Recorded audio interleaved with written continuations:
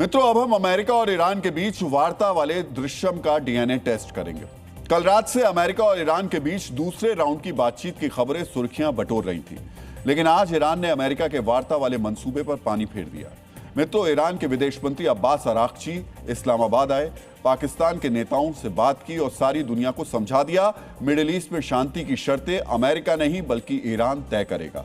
आज आपको जानना चाहिए पाकिस्तान की वजह से ईरान के सामने अमेरिका कैसे बेइज्जत हुआ और आज कैसे दुनिया तक संदेश गया। ईरान को झुकाना अमेरिका के बस की बात नहीं है। सबसे पहले देखिए पिछले 24 घंटे में इस्लामाबाद से लेकर वॉशिंगटन तक ऐसा क्या हुआ जिससे अमेरिका का मजाक का सबके बीच पात्र बनकर रह गया। मित्रों, कल रात ईरान के विदेश मंत्री अब्बास अराक्ची एक प्रतिनिधि मंडल के साथ पाकिस्तान पहुंचे, जहां पर पाकिस्तान के उप प्रधानमंत्री इशाक डार और पाकिस्तान की आतंकी सेना के चीफ आसिम मुनीर ने उनको रिसीव किया। इस बार आसिम मुनीर ईरान के प्रतिनिधि मंडल को रिसीव करने फौजी वर्दी पहनकर नहीं बल्कि सूट पहनकर पहुंचा। इसके अलावा पाकिस्तान का गृह मंत्री यानी ट्रॉफी चोर मोहसिन नकवी भी अराक्ची को एयरपोर्ट पर लेने पहुंचा। यानी पाकिस्तान के प्रधानमंत्री शहबाज शरीफ को छोड़कर पाकिस्तान के सभी हाई प्रोफाइल लोग एयरपोर्ट पर मौजूद थे। आज ईरान के विदेश मंत्री अब्बास अराक्ची ने सबसे पहले पाकिस्तान में अपने समकक्ष इशाक डार से मुलाकात की। इशाक डार पाकिस्तान के उप प्रधानमंत्री और विदेश मंत्री दोनों की जिम्मेदारी निभा रहे हैं। इसके बाद अब्बास अराक्ची और ईरानी प्रतिनिधिमंडल ने आसिम मुनीर के साथ मुलाकात की और आखिर में ईरान का प्रतिनिधिमंडल पाकिस्तान के प्रधानमंत्री शहबाज शरीफ से मिलने के लिए पहुंचा। इस मुलाकात के दौरान आसिम मुनीर और इशाक डार भी मौजूद थे और यहीं पर पाकिस्तान और ईरान के प्रतिनिधिमंडल के बीच 2 घंटे लंबी बातचीत हुई। आज आपको इस्लामाबाद में पाकिस्तान और ईरान के बीच वार्ता के एजेंडे के बारे में भी जानना चाहिए। इस वार्ता के दौरान अमेरिका और ईरान के बीच स्थायी शांति की शर्तों पर बातचीत हुई। पाकिस्तान के जरिए अमेरिका को ईरान के नए प्रपोजल की जानकारी देने पर सहमति बनी। इसके अलावा हॉर्मूज पर ईरान की नाकेबंदी और ईरान के चारों तरफ अमेरिका की नाकेबंदी पर भी चर्चा की गई। इस मीटिंग के बाद ईरान ने अपने 10 सूत्रीय मांगे पाकिस्तान को सौंप दी हैं। इसके अलावा अमेरिका की शर्तों पर अपनी आपत्तियों के बारे में भी बता दिया गया है।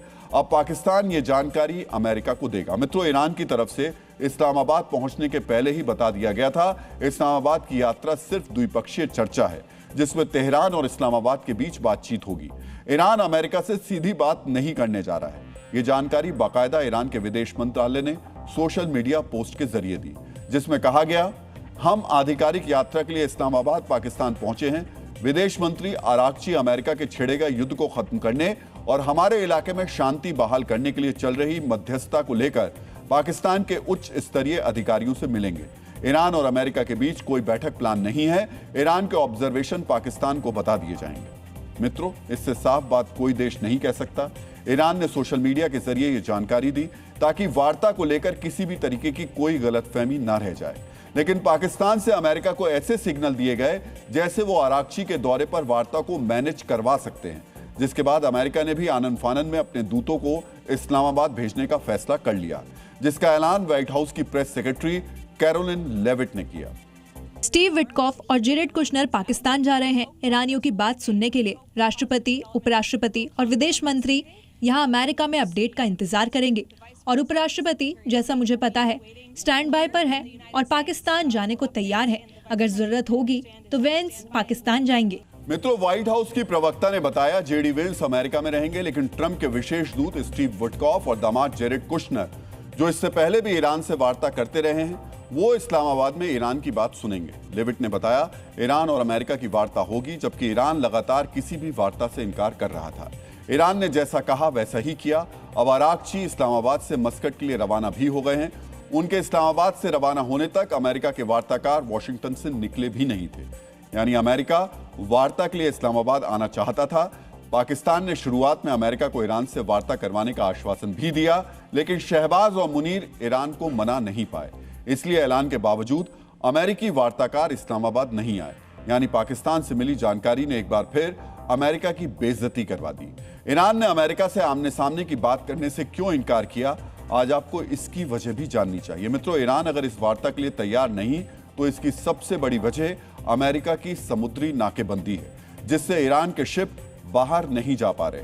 अमेरिका ने अब तक ईरान के 35 जहाजों को रोकने का दावा किया है। अमेरिका का दावा है कि इस ब्लॉकेट से ईरान को रोजाना $50 मिलियन का नुकसान हो रहा है। ईरान ने साफ साफ कहा वार्ता करनी है तो पहले ये ब्लॉकेट खत्म करना होगा।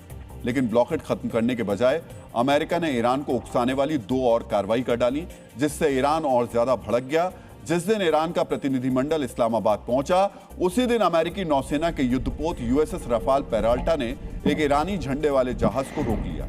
यह जहाज ईरान के एक बंदरगाह की ओर जा रहा था। इस जहाज को रोकने के बाद अमेरिकी सैनिकों ने इसकी तलाशी ली। इस जहाज को ईरान के पोर्ट की तरफ जाने से रोक दिया गया। इस ईरानी तेल टैंकर का नाम हर्बी है, जो 20 लाख बैरल कच्चे तेल की सप्लाई करके लौट रहा था। अमेरिकी सेना ने बाकायदा इसकी तस्वीरें भी जारी की। ईरान की सेना अमेरिकी नौसेना के इस अभियान से भड़क गई। ईरान की सेना ने अमेरिका को चेतावनी भी दे डाली, अगर अमेरिका क्षेत्र में अपनी कथित नाकेबंदी, डकैती और समुद्री लूट जैसी गतिविधियां जारी रखता है तो उसे इसका जवाब दिया जाएगा। अगर ऐसी कार्रवाइयां जारी रहीं तो अमेरिकी बलों को ईरान की शक्तिशाली सशस्त्र सेनाओं की प्रतिक्रियाओं का सामना करना पड़ेगा।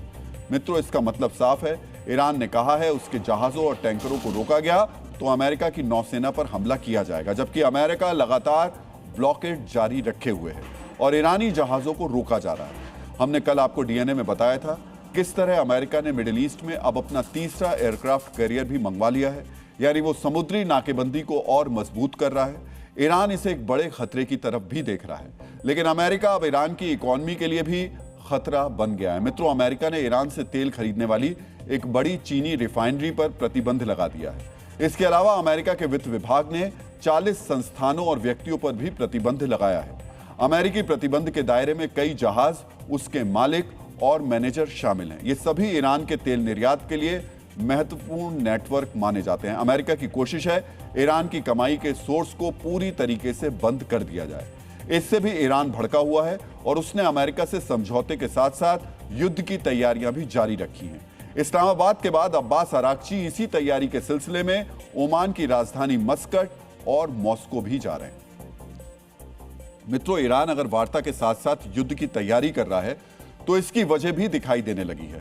हमले कब आपको अमेरिका के तीसरे एयरक्राफ्ट कैरियर के मिडिल ईस्ट पहुंचने की खबर हमने आपको दिखाई थी, यानी मिडिल ईस्ट में अमेरिका अपनी ताकत बढ़ा रहा है।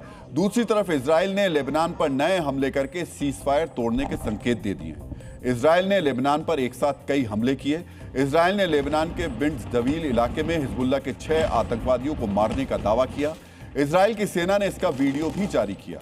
इस ड्रोन वीडियो में हिजबुल्लाह के आतंकी छत पर मौजूद हैं। इजराइल की सेना और हिजबुल्लाह आतंकवादियों के बीच गोलीबारी जारी है और एक एक करके हिजबुल्लाह के 6 आतंकवादियों को मार दिया जाता है। लेबनान की हेल्थ मिनिस्ट्री ने बताया कि दक्षिणी लेबनान में इजरायली एयर स्ट्राइक में 2 लोगों की मौत हुई है। 2 दिनों के अंदर इजराइल के हमले में 10 लोगों की मौत हो चुकी है। इजराइल ने ऐलान किया वो हिजबुल्लाह आतंकवादियों पर हमला करता रहेगा। इसके जवाब में हिजबुल्लाह ने इजराइल के कुछ इलाकों में रॉकेट बरसाए। इजराइल ने एक और वीडियो जारी किया है जिसमें हिजबुल्लाह आतंकी हथियारों को छिपाने के लिए एम्बुलेंस का इस्तेमाल कर रहे थे। दक्षिणी लेबनान में तलाशी के दौरान इजरायली सेना को यह एम्बुलेंस मिल गई।